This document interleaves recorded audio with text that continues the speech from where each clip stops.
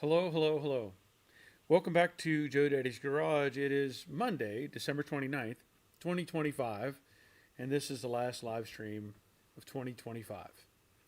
Now, I don't know how long I've been doing this actually. I've been doing live streams probably 2, 3 years now.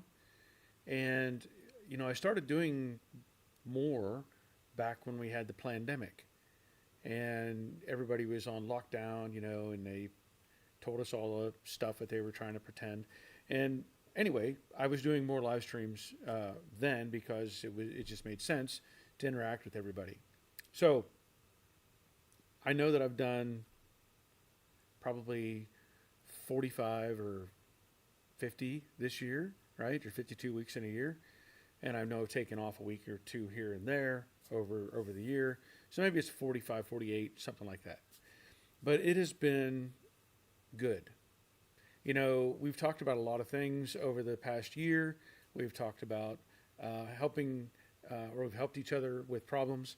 I've had people get on the live stream and interact with me. I've had many people ask questions or bring up a subject matter that I can talk about or we can talk about, and it's been good. And I'm going to continue doing this. And Monday night seems to be the night that works best for me.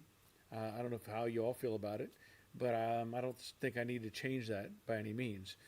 So, 45, let's say, episodes throughout the year, and I know I've been doing it probably 2, 3, maybe even longer, 4 years.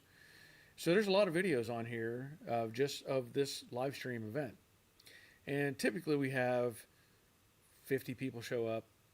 It may rotate. Sometimes I've had 120, 130 people, and I think part of that is the um, push from YouTube. Like if you hit the thumbs up, that lets YouTube know that you're watching this, and then that may let other people get interested because YouTube will promote it. Now, I'm still what I consider a small YouTube person. I've talked about it before. I only have, I don't know, 72, 74,000 subscribers, and in the YouTube world, that's really small as far as numbers. There's some people that have 1,000 or 1,500 or 2,000, but I've been doing this for an awful long time. And I've said it before. I feel like my number should be 1 million subscribers, and it is what it is. And I just have to keep going and doing what I do. So I encourage you, if you're interested, to become a patron. I do have a Patreon account. There are links in the description box down below. I post videos there as well, and I try to do a weekly video for my patrons specifically, showing what I'm doing in the shop or what's coming up this coming week. So that's just another avenue, and anything I get from Patreon, of course, uh, supplements what I get from YouTube, which anymore isn't a whole lot. So this has been a good year. There's been a lot going on. I know that I've covered a lot of different material. We started off the year um, working on. I did actually start early in the year working on Fangled because of the weather. And when it's cold, I can't do any paint work. And then I got back into the Crusty Cobra Jet, or Crunchy Cobra Jet, and I got it completed. I got it painted, and there were some setbacks here and there, which is not uncommon. We all have these issues, and got that completed, got that delivered, and got back on the Fangled Fastback. I've also talked about some upcoming things that I have in mind. One of them is the Falcon Project, and we're going to talk more about that as we go through the night. Now, there's other things that I have going on. Obviously, I do this stuff. This is what I do basically every day. But there's also family stuff, and there's home maintenance things, and there's working on my own cars and helping other people with their personal vehicles and all that sort of thing. So, I don't constantly on a daily basis, and even though in most cases I do work on one car or whatever. There's always something going on, and that's fine. I like to do that. I like to stay busy, going in different directions. It helps keep my mind from going crazy when I run into issues, and I've run into some issues with these suspension parts, on the Fangled Fastback, and I'm fighting through them, and I'm getting them taken care of, which is again not uncommon whenever aftermarket parts are not made to interact well with each other. So anyway, uh, this is the last live stream of the year, and we'll talk about some things coming up and some ideas, um, and we'll see how this live stream goes as well. So uh, let me just tell everybody Happy New Year ahead of time in case I forget later on. Happy New Year. Enjoy it. Let's hope 2026 is better than 2025 for sure. There's been a lot of bad stuff happened in 2025, and I'm tired of it. So let's see who's here tonight. First one in, Dave Tyson. Good evening, all. Hope everyone had a good Christmas. We did. I know for sure we did. We had my wife and I and our 3 kids, our 2 grandkids, and our youngest middle child. His fiance was here, and our daughter had a boyfriend here. So that was a great thing to have. That the potential for the family to get bigger, and so we were very happy with all of that. Richard Vogel, good evening, Barry. I hope you had a great Christmas. Did Santa bring you everything you wanted? Yes, and I'll tell you, it's really easy. Welcome, Richard. Really easy for me because I really don't ask for anything.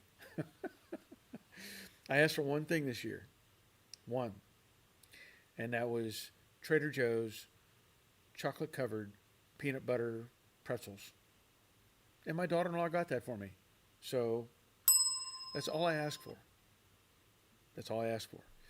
I'm going to go over some of the other stuff, though, that I got because it matters. Let's see who else is here. Rick Stevenson, good evening, everyone. Good evening, Rick. And, I'm going off the rails a little bit with the coffee. I picked this up earlier today. I had to run an errand, picked up some Dunkin' Donuts.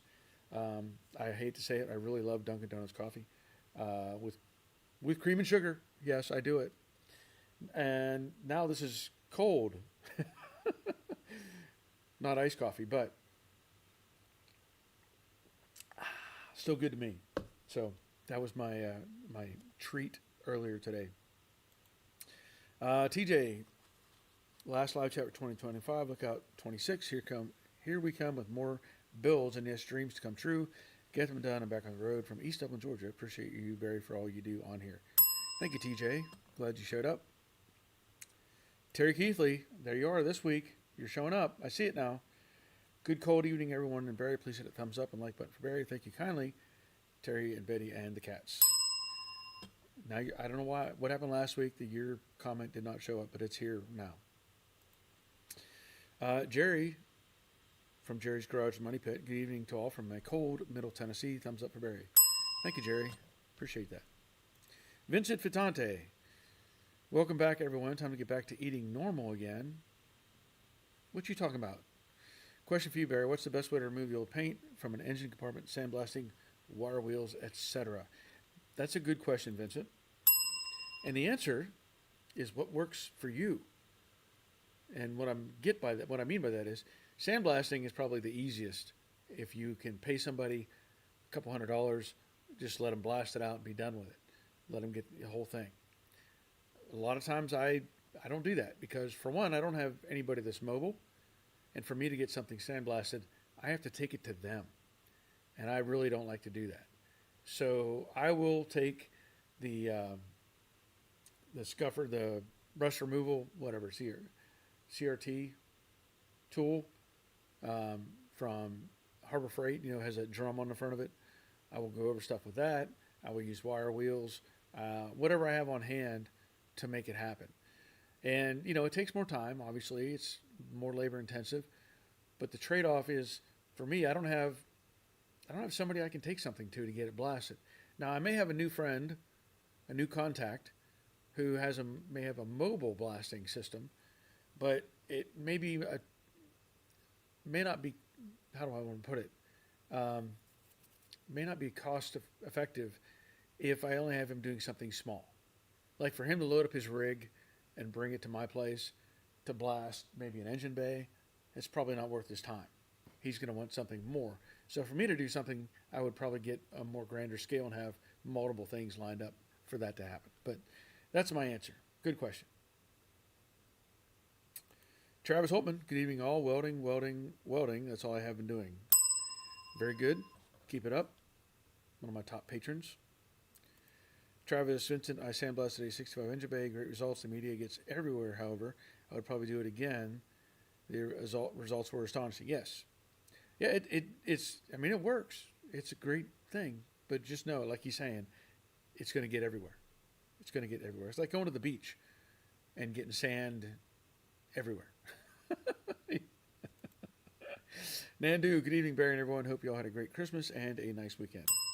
Thank you, Nandu. Yes, it was a good weekend. It was a good weekend. Steve Reed, hello, Barry and everyone. Hope everyone had a great Christmas. It's turning cold here in the 20s. Please give Barry a thumbs up. Thank you, Steve. Yep. Temperature's going to be dropping here soon. It's supposed to be down to 30 in the morning, I think. Robert, in front of Craftsman, evening all went from hot to cold overnight here. Yeah. And we're in that path. Like, whatever he gets, I usually get a day or so later. So I know it's coming. Gig'em Garage, Kevin Barth. Good evening, Barry. Kevin here. Hope you had a good Christmas. I did. Thank you, Kevin. Likewise. David, the bowler hat guy. Good evening, Barry. Hello, all. Hello, David. Norris, Jeff Norris. Hey, everyone. Windy and cold in Maryland tonight. Yep. I'm sure it is. Dave Conville. Good evening, all. Good evening, Dave. Annette Scott checking in. Hello, everyone. Hello, Annette. Rick Gain. It's cold and snowy in New Jersey here. I hate it, but glad to be here enjoying Car Talk. Everybody give a thumbs up. Yes. Thank you, Rick. Gerhard Peters checking in. Good evening, Barry and gang. Good evening, sir. You're up in the Great White North. Jiggy. Good evening, all. Have a safe and happy New Year. Yes. You know, that's something I need to, I'll just address that real quick. We had some new neighbors come in. Maybe it's been 2 years ago now. Some new neighbors. And I'll put this as gently as I can. They elected to use live ammunition for their New Year's celebration.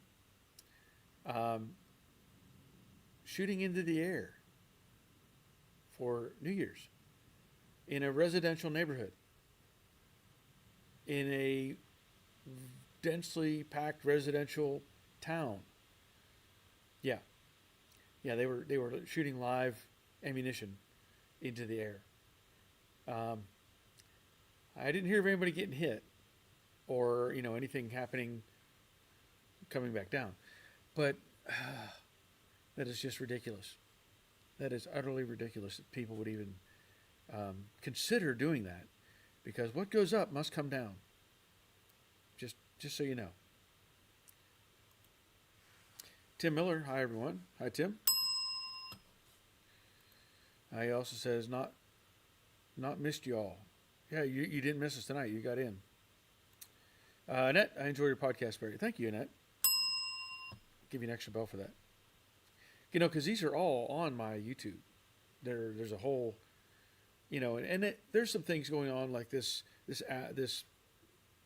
program that I use, StreamYard. What they're trying to do now, they try to keep improving their process, because I have to pay to use this, to make this work. So they try to give you little incentives. And one of the things they were trying to do is take my video and make shorts out of it.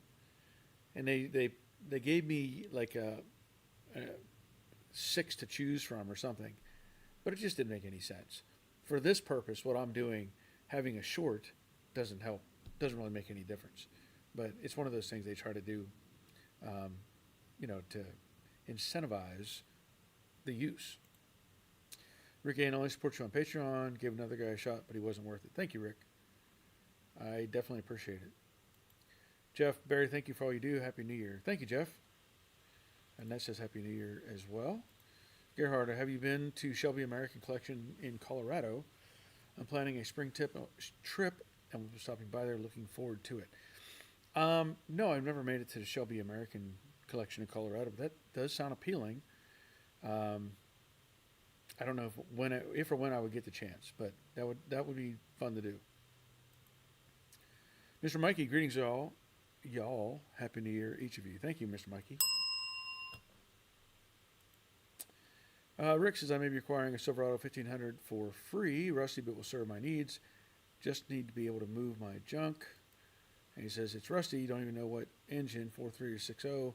I don't know. Just needs to run and drive for a year. Hey, can't beat free. I would take that too. CJ Hoyt, Happy New Year to all. New Year to all, Barry. Would you put a clear coat over a single stage paint for added protection? Love all you do for us, but stay with a Ford and a Ford. We're going to talk about that. Would I put a clear coat over single stage paint? I know people that do that. I know people that have done that. I haven't done that. I haven't considered it. Now, obviously, it would offer more UV protection, as long as you use a good solid clear.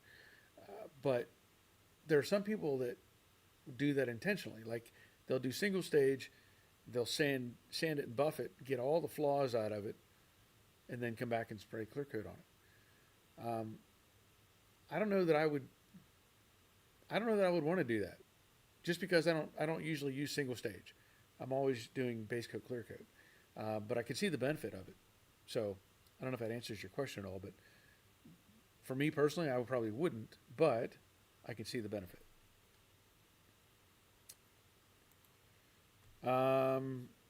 Rick says, what about those mobile dustless blasting services Dennis Gage keeps advertising on TV? May work for an engine bay. Yeah, and that's what my buddy does, a friend of mine, but I don't know how cost effective it is. Like he may have a minimum fee to come, bring his rig all the way to my place, and I don't know what that fee is. Like he may have a $300 minimum or a $400 minimum, and his normal fee for an engine bay might only be $100. But because he has to bring his whole rig, then it might not. That's what I'm saying. It may not weigh out the value. Now, if I had a bunch of things to do, then it would make it, more valuable for me to look at that. And I may pursue that at some point, though. Richard Bear, do you know of any websites that have assembly line photos of the 65 or 6 Mustangs? I do not. I have. I've never really looked for that, so I don't know. Don't have an answer for that one. Rod Compton says, Barry. Yes. And he says, Barry, what's your favorite year Mustang and why? I'm going to have to go with the 69. And probably the most of that reason is it's like they finally got everything right in my mind. Also, my dad had a 69 Mach 1, and I've always had a love affair for this, with the 69, the Mach 1 in particular. Now, I'm also very fond of the 68. Between if we're talking about the classic Mustangs, of course, 68 and 69, but I actually kind of prefer a 68 coupe because I had one, obviously, a Jade. I really like the 68 coupe, and I like the 69 fastback. Now, everybody has their own personal preference. The 69 Mach 1 you can't beat it. It's kind of like, I know, I'm a car person. Remember that. I'm not Ford, Chevy, Dodge. I don't care. I'm a car person. So, I like the 68 and the 69 Camaro. They're the same car, but they're different. So, 69, you had, the Dodge Charger. You had the 69 Camaro. You had the 69 Mustang. You had the Javelin. You had a lot of those cars, and they're all very cool. They have their appeal. But as far as the Mustangs would have to go, I would say 69 Mach 1 would be my first choice. 68 Coupe is my second choice. So that's where I'm at. Good question. Thank you, Rod. Rick Stevenson, I'm up in cold West Virginia, 28 degrees right here. Yeah, here right now. Yeah, it's been dropping all day, slowly here in Georgia. Um, Current temperature is 39 degrees, and it's supposed to be hit at 7 a.m., 6 a.m. It's going to be 25 degrees. So we're going to drop 14 more degrees over the next, 7 or 8 hours or so, 10 hours, whatever it is. But yeah, it's going to get cold here. And Rex says riding home from the beach with sand in your shoes is truly annoying. Vincent says, Travis, what media did you use and grit? That's a good question. Annette, what about dry ice blasting? It's supposed to be a much cleaner process. Yes, it is.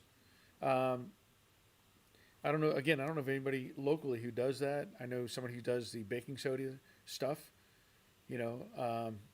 But yes, that's a good approach on blasting is dry ice.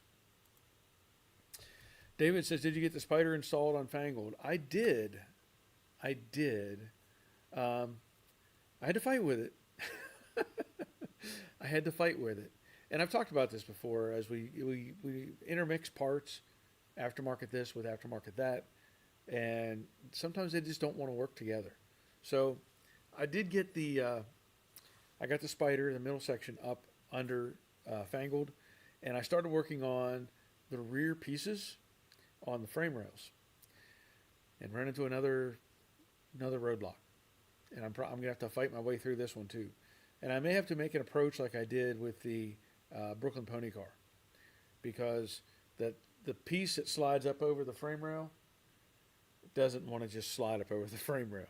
It is fighting me tooth and nail. So there'll be more on that when the video comes out. But yeah, I got the spider on. Terry says, I asked Santa for a case of gobs. All I got was the empty box. Yeah, Santa likes gobs.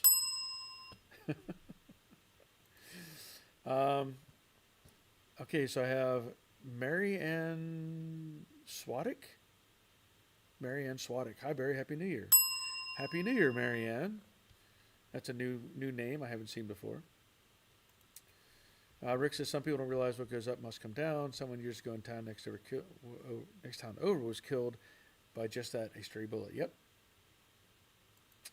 Rick Ain, I've got a 289 that would go nicely in your Falcon and C4 to go behind if interested. I'd like it to have a good home. Well, let's talk about that. So I started doing some research, and I've talked about possibly putting the 350 Chevy in the Falcon. And part of what was pushing me in that direction was, one, I've got the engine and it's here and it's basically ready to go. A little bit of dress up, but I started doing some research, and then I bought that suspension kit, that Helix suspension kit that I bought at that estate sale, and I thought, this is the answer. I'm going to put this under the car. That gives me, take the shock towers out, gives me the room I need for the Chevy or the LS or whatever I wanted to do. And I started researching the Helix kit. And I started reading the reviews, and I got there was a lot of bad reviews on that Helix kit. And then there was a lot of people talking about how it doesn't handle well. Like, I want to be able to drive this car, maybe do some autocross with it, maybe, I don't know. But the Helix kit apparently doesn't like that. They said it's great if you're just out for a cruise, but if you are actually wanting to do some driving with this thing, because it has a little tiny shock absorber. They said the coilovers aren't good. The ball joints don't hold up. There's a lot of things that just don't make any sense. So I started researching a little more. And I realized that I'm not going to put the Helix kit in. One of the reasons also that interested me in the Helix kit was the rack and pinion steering setup. I really want to do a rack and pinion or upgrade the steering in some way. And I thought, when I got this kit, which I can tell you I got it absolutely dirt cheap. I thought this is the easy answer. I could just put all this in and I'll have rack and pinion steering. Well, research, I research, and it's what I do. I don't just sit here and go, okay, this is going to work. I look at things and I study them and I try to do my own configuring. The end result is I'm not going to use that Helix kit, and because I'm doing a budget type of build, I am not going to buy another kit. I'm going to stick with the CPP coilover suspension that came already in the car. I'm not going to cut out the shock towers. And now that leads me to the other side of things. The 350 is not going to fit. I've done my research on it. It said if you try to put a 350 in with the headers on it and stuff like that, it'll hit the shock towers. And I was actually looking at some information today because, hey, I need to know these things. So just to give you some idea here, a Chevy V8, and this is any small block, 262 to a 400. The max width on that thing is 26 inches. On a Ford Windsor, that being a 221, 260, 289, 302, 351, it says the max width is 24 inches.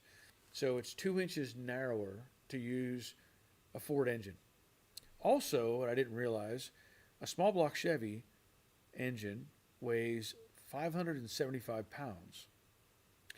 The Ford weighs 460. And that's a starting weight. That's the block and the assembly. So 125 pounds difference in weight. So what does that mean? Well, I'm not going to put the Chevy in it. I actually was looking around because I have a lot of parts here. Y'all know that. I've got a 68 Mustang it came with an engine. It's got a Mexican hypo block 289 with a crank and the heads, but I don't know if they're hypo heads or not. But it needs put together, rebuilt, whatever. I don't know if it's good or not.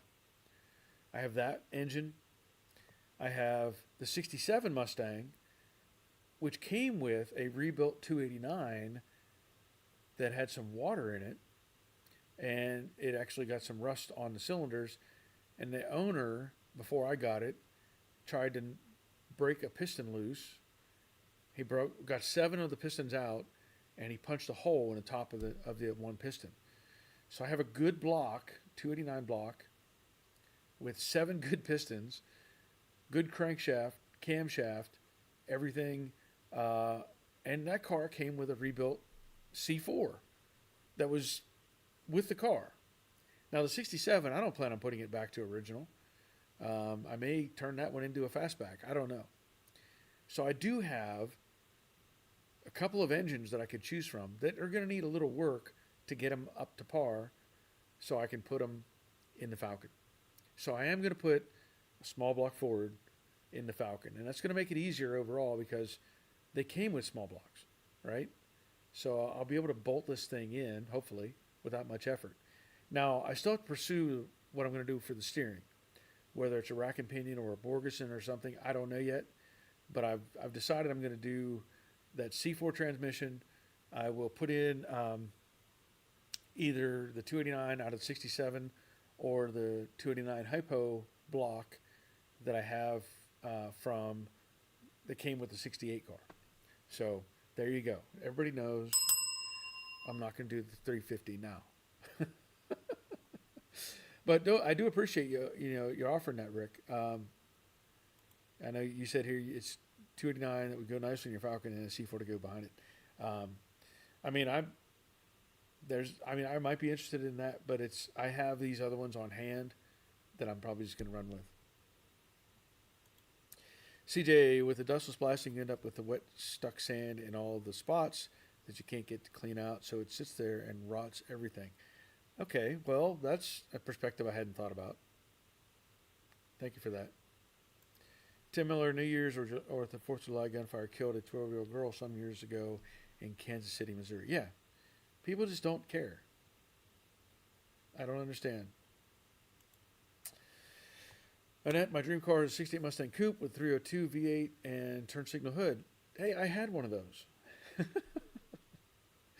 And actually, I have another 68 sitting outside under a tarp that is almost rust free. 68 Coupe that I picked up a few years ago.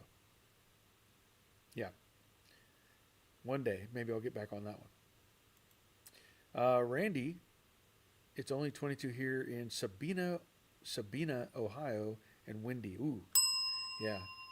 22 is, no, I don't like it. Welcome, Randy. Glad you're here. Michael Pagliarini, evening all. That sounds like a heat wave. Okay. Michael. Welcome, Michael. Travis Vincent, I used the black sand stuff. It was aggressive. However, it didn't seem to warp much. Okay. Dave Tyson, only 3. I'm guessing 3 degrees here. Ooh, no thanks.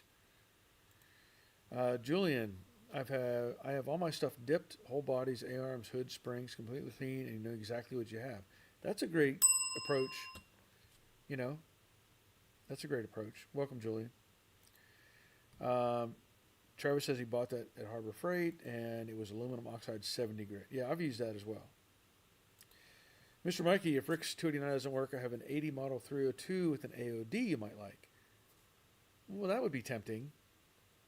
That would be tempting.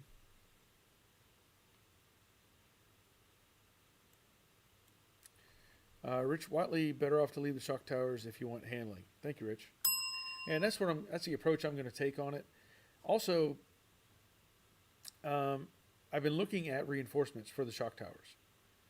Because if I do actually try to do some autocross with this, maybe, I want to make sure those shock towers and the cones that hold the shocks themselves are as solid as I can get them. I've considered even making my own shock holders, but there's more research to do on that stuff as well. Dave Tyson, it is a Mustang 2 front end. Yeah, it is, but it's made by Helix. There's a difference. Like, if you look at this TCI suspension, you look at Heights, you look at other brands, Mustang Stafir has their own, they're much better built than the Helix system. So I'm probably just going to sell that whole Helix system and try to get some money out of it so I can put it towards the Falcon. Hurricane heat wave right now. It's 35 in New Jersey. Winds are 25 miles an hour. Winds are 25 miles an hour through going up to 50. Yeah, not fun. Richard, I just heard about a moron trying out his Glock 45 he got for Christmas. He was shooting in his yard with no backstop and killed an elderly woman a couple blocks away. Oh man, I can't even comment on that. He better be charged with homicide.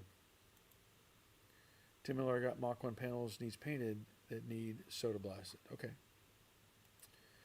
Rich Watley, notch the shock towers. You can easily do it with your skill set. Yeah, I know. But I'm just gonna stick with the Ford stuff. I don't want anybody coming after me, trying to take me out because I put a Chevy engine in a Falcon. Terry says yes. Old Henry Ford got to you. I have just a setup for you free. Whoa, okay. That sounds even better. Dave Tyson, pistons are cheap. Yeah, that's true. Evening all. It's cold outside. Bob Shoemaker. Welcome, Bob. Rick Gain, I'll be trading you for my complete 289 with a C4 for a plasma cutter. I believe you have more than one. Well, he says, I make that offer just because it's for you. I understand. I do have an extra plasma cutter.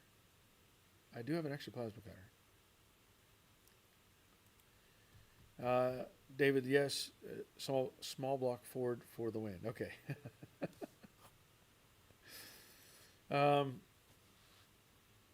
Rich Watley, do not do a rack and pinion. The Ackerman angle is garbage on all of them except maybe TCP. Oh, okay. Well, like I said, I'm going to do some more research on this. Dave Tyson says free up some space. Oh. Yeah, that's true. Hugh is checking in. Hello, Barry. I have a long question. My 67 still has stock rear four leaf springs. They are good, nice stance. I get 2 adults in there. The tires rub. I didn't have the money for new 5 leaf. And he says, springs, should I wait to do the bushings and shackles or do what I can and do springs later?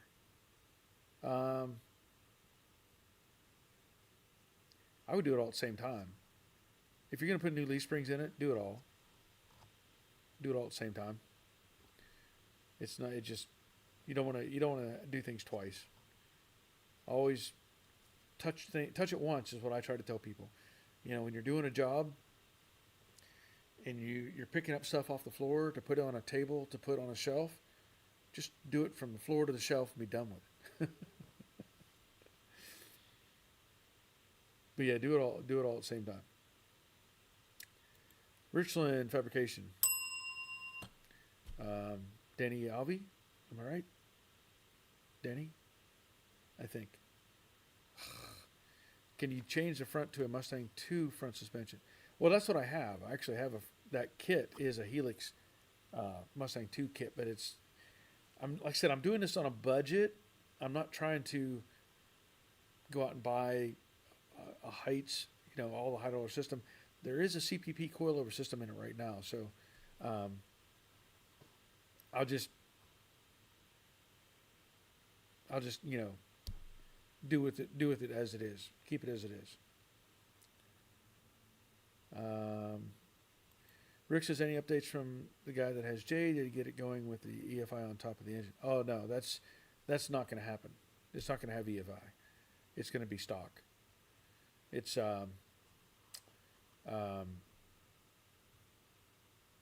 it's going to be a while before that car gets much done to it. I would just say that. The engine's not even built yet. It's not even close to being built. Julian, if you get the 289 up to my shop, I'll use the stones I got from you to fresh up the crosshatch, change out cam bearings. Yeah. I don't know if it's worth the trip. That'd be a long way to go, I think. Wally checking in. It says the Hue, I went with air shocks, inexpensive and easy to swap. That is true. Michael, I'm doing the CPP in my 65. So far, I'm happy with the setup. I had to use 68 upper shock mount. They're about 3/4 of an inch shorter. You get a little more shock travel. 68 upper shock mount. Okay. Well, I'll have to look into that. Thank you. Gerard, don't trust pistons that someone else hammered out of a block because they were rusted stuck. They can have hairline cracks that will show up once you have the engine running. Yeah, I agree. Now, some of these, I think there was only one piston that was stuck. I think the rest of them came out okay. I think this one was the issue. Rick, not funny, but the guy with the Glock should have watched A Christmas Story to learn how dangerous guns for Christmas can be. That's true. Jerry's checking in. Howdy, Barry. Howdy, all. Working again this evening, so can't stay. Our temperatures are as indecisive as Robert's decision making. Have a great chat, y'all. Happy New Year. Go Bucks. Gerhard did it once and will not reuse rusted stuck pistons again. That's good advice. Rick says, if I do get Silverado, I'll be able to put the 289 in it just to annoy the Chevy guys. There you go. Jerry says to Robert, don't forget to tell everyone I got you gobs. Oh, yeah. He got some good gobs for Christmas. CJ E-Pass is super easy to do from scratch, $200 out of pocket. Okay. That's not a bad idea. I just have to, email me some options here. I haven't researched that much at all. Hughes says, don't make a helper leaf to put on the existing leaf springs. They do. I've not tried to use those though, so I can't say if they're if they help much or not. Annette, what company would you recommend for the best Ford small block crate engine? It would be a daily driver. The That's a good question. I mean, typically you're going to look at somebody like Jegs or Summit. Um, I would probably go with Summit. Now, I don't know what they sell for a daily driver type of small block. Um,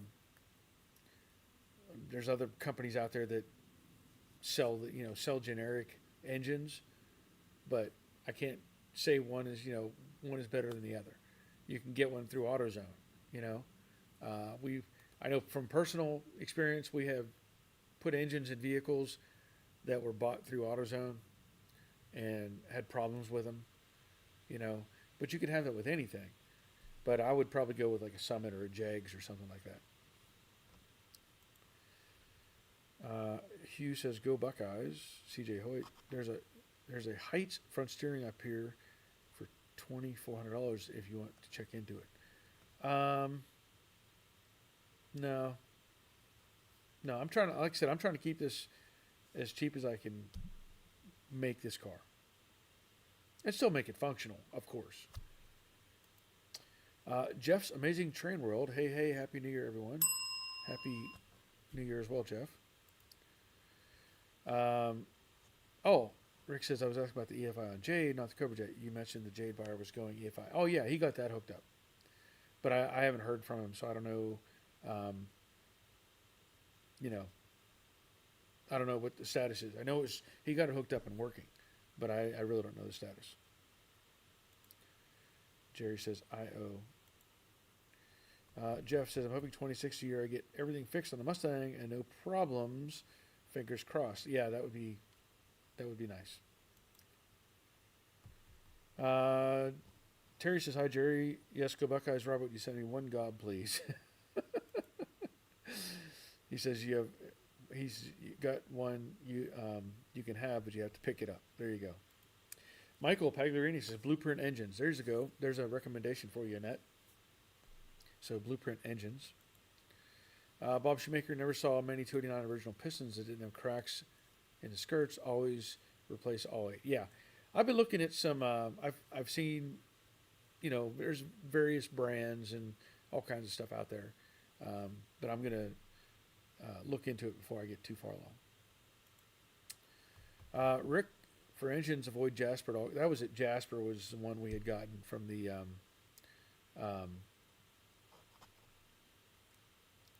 to do with when we put an engine in a Ford Expedition. It was a 5.4, and fired it up and just rattled. But it was a Jasper. So yeah. He says I got screwed with the Jeep engine, wiped the cam in 3,000 miles, and they wouldn't do anything for me. Yep. James Smothers. Sorry I'm late. James from My Mustang Garage checking in. Welcome, James. Rick says no valve cover gasket and they double gasketed the head. Yeah, that's not good. David, Bowler guy, Blueprint 347 is probably your best bet for a small block Ford daily driver. There you go. I should have asked for that for Christmas. Annette says thank you, and Terry Keithley, roger that. Okay. So now that we've got caught up, it's taken 45 minutes to get caught up on a lot of things. Somebody that said, what I get for Christmas, and I will tell you that I have a fascination, my family knows, but I have a fascination with lights, like flashlights and all kinds of stuff. My youngest son, who's a firefighter, got me this. And this is a Wuben, Wuben, G5 flashlight. Cool little flashlight. It's got a swivel head on it. You can actually pivot the head to turn it straight ahead or, forward or back, whatever. It has a little belt clip, hat clip type thing on it. So you could put it on your hat if you wanted to. I don't know if I could do it or not. So it has a little clip on it that rotates.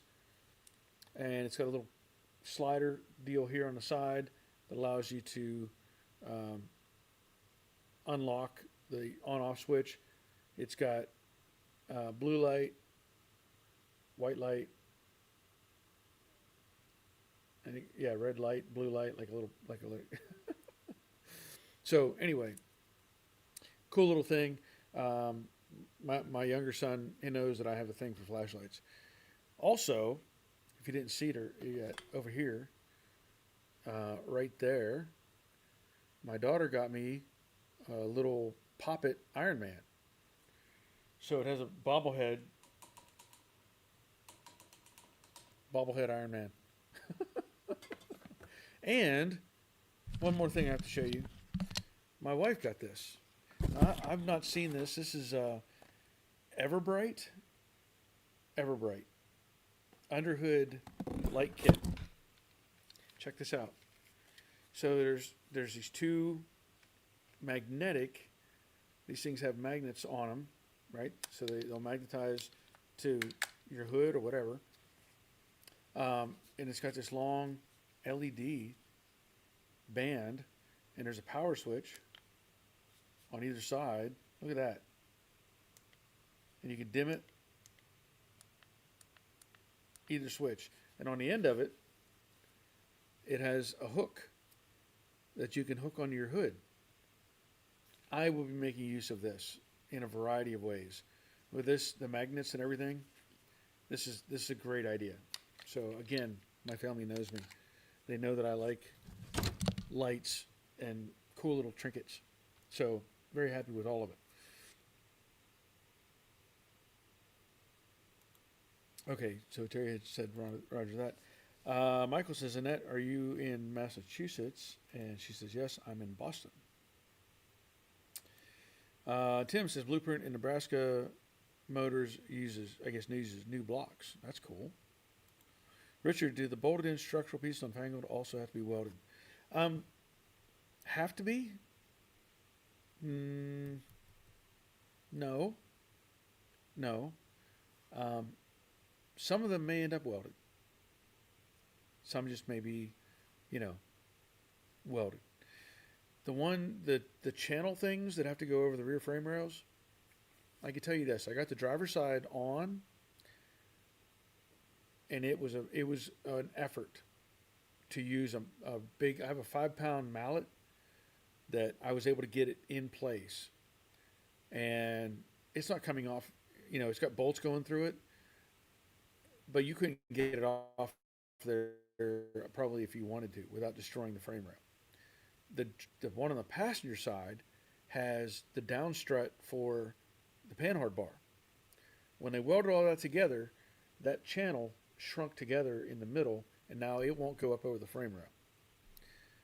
Now on the Brooklyn Pony car, I ended up cutting that thing to make it fit fit around the frame rail, and I may have to do that with this one as well.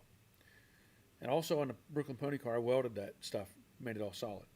But that's where I'm fighting with that right now, on those pieces.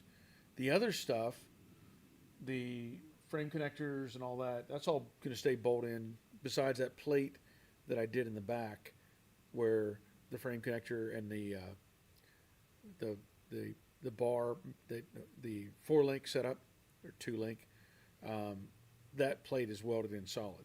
There's really no other choice with that one.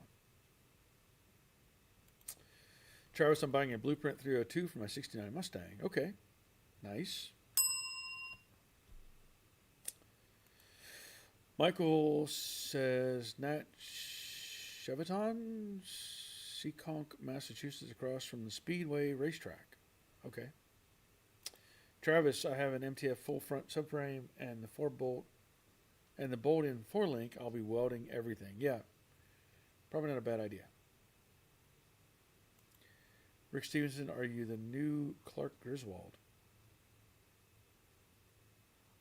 Yeah. I like lights, yes. Richard, what was your secret for making your back feel better asking for a friend?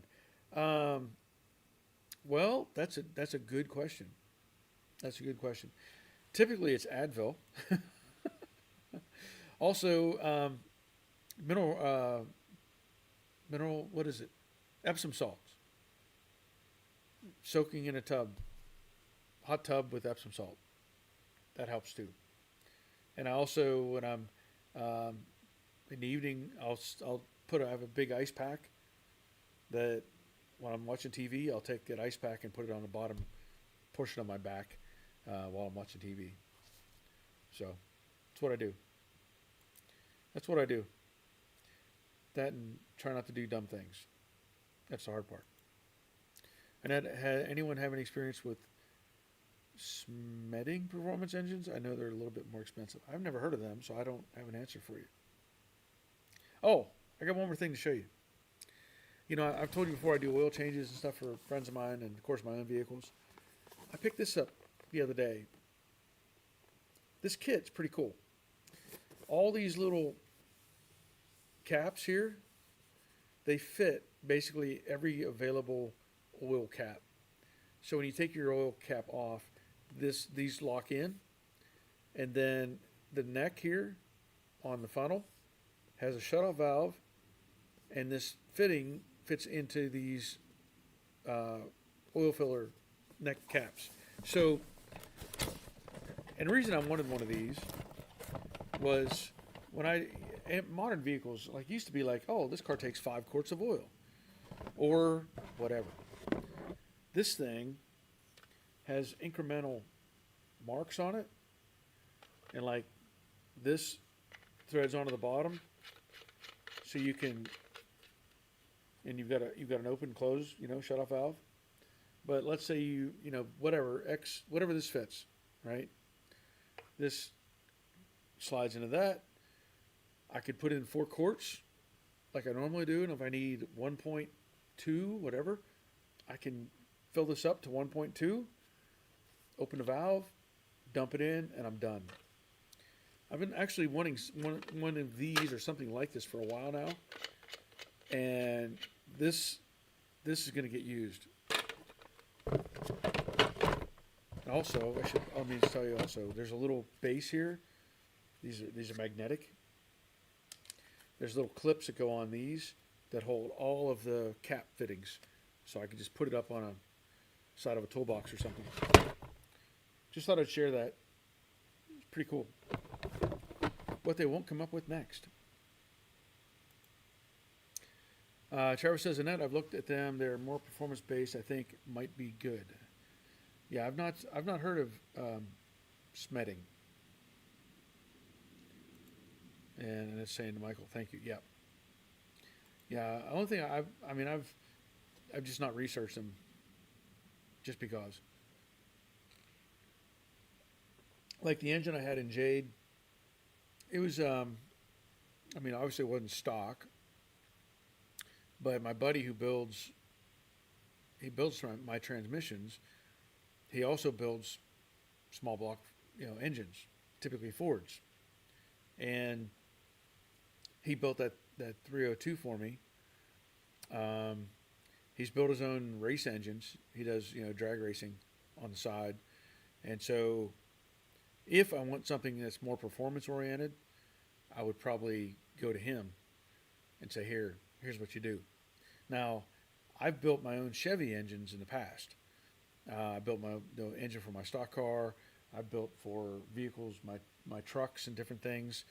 And so I've learned, I learned a lot from an old timer at the time, who was a Chevy guru. And he showed me all these little tips and tricks, how to get extra horsepower, how to take care of internal parts so that you get better oil flow and a lot of different things. And I took advantage of that for my stock car. And so that's why I've done more with Chevy engines than anything else. So I'm very comfortable with them. I've done a little bit with Ford engines. I've worked on what was that big block? It was a 68 fastback with we had it at the body shop. And it had it was supposed to be a Junior Johnson race engine, a big block, like 427 or 420, I don't remember. That car was scary. It had a tremendous engine in it. And I did some work on that car, on that engine, but I really haven't done much on the Ford engines. So, but I will learn. Joseph says, what was the name of the light strip? It was Everbright. Everbright was the name of the strip. And it has in the bottom of it, there's a charger. I guess they have a variety of products. So, Everbright. I'm not sure. It might be on Amazon. I don't know. My wife, she has a relationship with Amazon. So it might be on there. And that says I'm an old lady with a lead foot. Oh, okay, nothing wrong with that. Just be careful out there, because there's some fools out there that don't know how to drive, as we all know. Believe me, I like to go fast, and I've probably scared some people that have ridden with me, because I will do stupid things on occasion. But I like to go fast in something, like my stock car, like the Falcon. I'm hoping that I can make it go fast, but I'm going to have a roll bar in that car. I'm probably going to put in 5-point harnesses to make it safer. But I don't know how far I'm going to get with it. We'll see how far things go as I progress through. I'm going to look at that engine. Like I said, I've got the 289. I'll look over the hypo engine, and see what it does.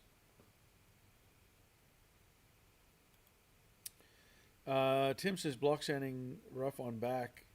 Yoga. Okay. Yep. Yoga helps. Nandu says that's a nice tool to do oil change. Where did you get it? Actually, this is available on Amazon. This is available on Amazon. I should probably post a link on my Amazon page. But it's Master.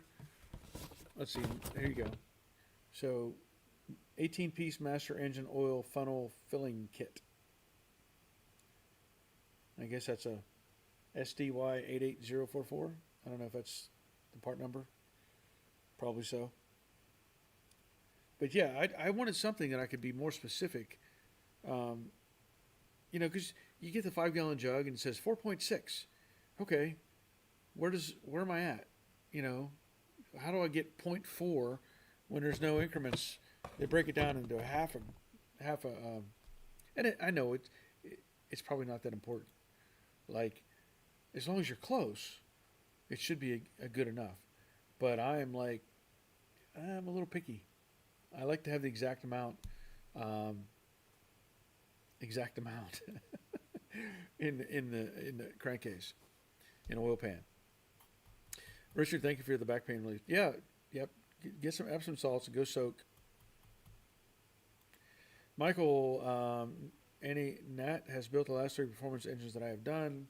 Does lots of, I guess, spec engines. Mr. Mikey, they have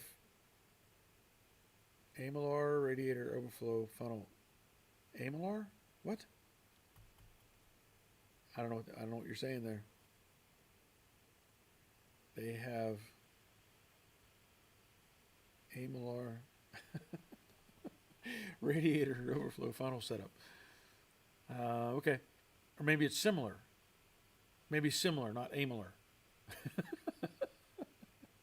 Similar. Okay, I got it. I see it now. Radiator overflow funnel setup. Okay. Tim Miller, take coat hanger and make long clip to hold funnel parts and hang up. That's a good idea. Yeah, that's a good idea too. And then I'll slow down to 10, 15 miles per hour over the speed limit. Yeah, it's put your hand up as a promise. Yeah.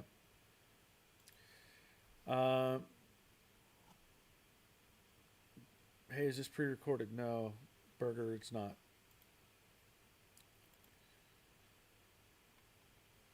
Mr. Mikey, yeah, similar. Okay. All right. So anyway, there's there's a lot going on, as we all know.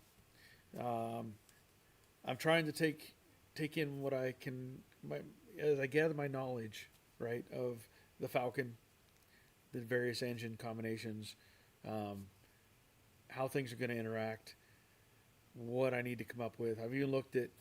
I'm not going to go out and buy a painless wiring harness or anything like that. I may do something very generic, just so I have a better wiring harness than what's in it. Um, I'm going to look at the what I can do for a steering column, you know, things. And if I can get by with the steering column that's in the car, I'll do it. If not, I'll come up with something else. But there's lots to process in all of this stuff. Also, I saw something today. It was on Facebook Marketplace. Well, not Marketplace. It was on Facebook page Mustang Restorations. Right. Guy listed a car for sale. It was supposed to be a 67 390 S code fastback. He was asking way too much money for this car. He posted a bunch of pictures of it. And of course, when I see something like that for sale, I'm going to look at it and try to figure out, is it worth it? Whatever. The car had a bunch of rust, a bunch of parts that were junk sitting with it. Again, asking way too much money for it. But as I looked at it, one of the things that I was curious about, the um, the big block cars like the 68s would have had the big wraparound supports on the shock towers. So 68 and 69. And then the later cars, when like I said, for big blocks they had a wraparounds. On 67, apparently they welded the perimeter of the reinforcement plate. Okay, so that was a welded thing. This car did not have that. It also was missing the VIN numbers off the aprons. So 67, the VIN numbers are stamped on the aprons only. There is no other, there's nothing else. There's no dash plate, anything like that. This guy only had the door tag on a door that was on the car. And he thought that was the VIN number, which it is, but it even says it right on there, not for title purposes or whatever. Because you can just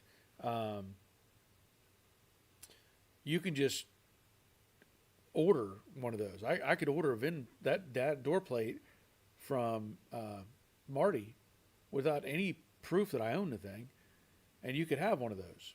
So the problem we had with that car was it didn't have the welds on the shock towers. It had a Cougar steering column in it. It had 68 quarter panels, and it had the dash panel that was there, the one trim piece that was there, was a 68 trim piece. And this guy was wanting way too much money for this car. And so I ended up, telling him, I said, look, I don't know if this car's legit. And he was like, you mean the VIN number on the door is not legit? I said, I don't know, but if it doesn't have it on the aprons, then on the 67 in particular, you don't have anything. Now, you could get those remade, of course, but he ended up deleting the whole thing. I don't know if anybody else saw that or not, but it was just people had something, and they thought it was worth probably a lot more than they realized, and a lot of people were jumping all over that guy. Like he was wanting $28,000 for this car, and didn't even have the right engine or transmission, no seats, no. I mean, it was really bad. It was really bad. Let's see. Let me go back up here a little bit. Terry says, asking, how is your mom doing? She's doing very well. She's actually doing very well. When we first had problems with her, honestly, I didn't think she was going to live a week. but after getting medical attention and getting medicines and different things taken care of, she is pretty much back to normal right now. So thank you for asking. Annette says 75 to 80 miles an hour. Oh, that's like going in the slow lane in Atlanta. That doesn't even count. You better get out of the way if you're driving through Atlanta at that speed. Oh, Terry says Betty lost her dad Christmas Day. The big sea struck again. I'm sorry to hear that. Sorry to hear that. Spooky says fix audio, please. Well, only so much I can do with it. And Sanjeep says turn up the volume on your TV. There you go. Joseph says thanks. And that says audio is good. Okay. Rick Gain, I have my door tag original, never put back after initial repaint 20 years ago. Do I need special rivets? It actually does take special rivets. They're kind of like look like a little bowl with a flat flange on them. I've used those before, but whenever I put them in, I don't use it. I use the rivets, but I don't. The rivets aren't the retainer that I end up with. I use panel bond, or not panel bond. I use emblem adhesive, and I put a little bit of glue on the back side of it, and put the rivets in, and that way I don't run the risk of cracking the paint or messing up something else. Everything gets glued in, and it's fine. It's all good.